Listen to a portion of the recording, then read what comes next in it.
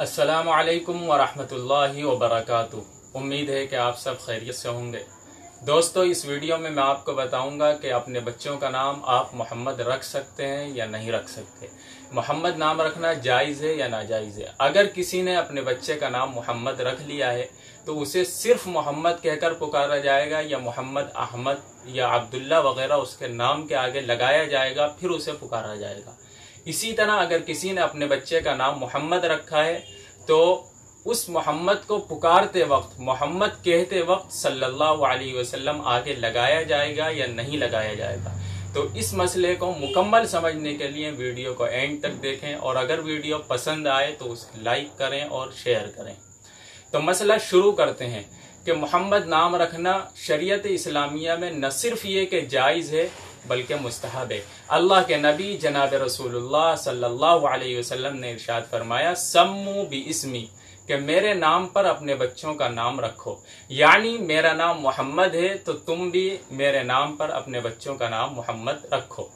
और अल्लाह के नबी जनाब रसूलुल्लाह सल्लल्लाहु अलैहि वसल्लम ने बजाते खुद कई बच्चों के नाम मोहम्मद रखे हैं और वजह यह होती थी कि आपके पास तहनीक के लिए बच्चों को लाया जाता था कि बच्चा पैदा हुआ है। अब अल्लाह के नबी जनाब रसूलुल्लाह सल्लल्लाहु अलैहि वसल्लम के पास उसे तहनीक के लिए लाया जाता था कि आप अपनी ज़बान मुबारक का कुछ लुआब उसमें डाल दें, कोई मीठी चीज़ अपनी ज़बान में लेकर फिर उस बच्चे को खिला दें।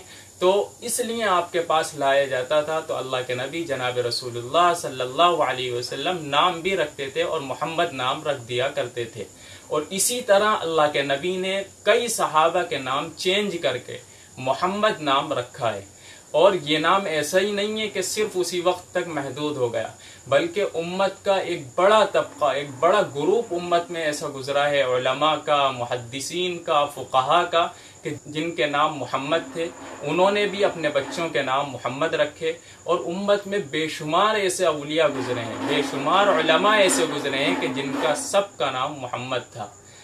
हज़रत इमाम बुखारी रहमतुल्लाह अलैह का नाम भी मोहम्मद था। इमाम तिरमिज़ी जिन्होंने तिरमिज़ी शरीफ लिखी उनका नाम मोहम्मद था। फ़िक़्ह शाफ़िई के इमाम शाफ़िई का नाम मोहम्मद था।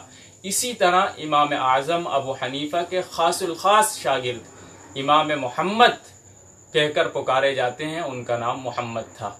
तो ये मसला बिल्कुल क्लियर हो गया कि मोहम्मद नाम रखना न सिर्फ ये कि जायज़ है बल्कि मुस्तहब है। और अल्लाह के नबी जनाब रसूलुल्लाह सल्लल्लाहु अलैहि वसल्लम ने इरशाद फरमाया, रिवायत की सनद में कुछ इख्तिलाफ है, मन वुलिद लहू मौलूदुन फसम्माहु मुहम्मदन हुब्बन ली व तबर्रुकन बिइस्मी कान हुवा व मौलूदुहु फिल जन्नह, कि जिसने मेरी मोहब्बत की वजह से और मेरे नाम से बरकत की वजह से अपने पैदा होने वाले बच्चे का नाम मोहम्मद रखा, मेरे नाम से तबर्रुक हासिल करने के लिए, बरकत हासिल करने के लिए, तो वो और उसका बच्चा दोनों के दोनों जन्नती हैं।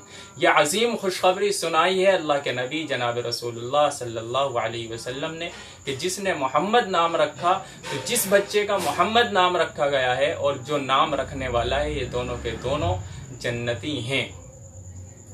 तो ये मसला बिल्कुल क्लियर हो गया कि मोहम्मद नाम रखना न सिर्फ ये कि जायज़ है बल्कि मुस्तहब है। अब बात आती है इसकी कि अगर किसी बंदे का नाम मोहम्मद है तो हम उसे मोहम्मद अहमद कहकर पुकारें या मोहम्मद अब्दुल्ला कहकर पुकारें। तो याद रखिए, हम उसे सिर्फ मोहम्मद कहकर पुकारेंगे। इसी तरह उसके आगे दुरूद शरीफ पढ़ना ज़रूरी है या ज़रूरी नहीं है, मोहम्मद के आगे सल्लल्लाहु अलैहि वसल्लम कहना ज़रूरी है या नहीं है।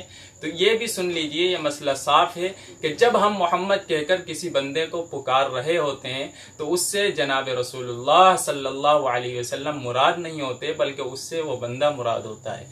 इसीलिए इसके आगे सल्लल्लाहु अलैहि वसल्लम नहीं कहा जाएगा, बल्कि उसे सिर्फ और सिर्फ मोहम्मद कहकर पुकारा जाएगा।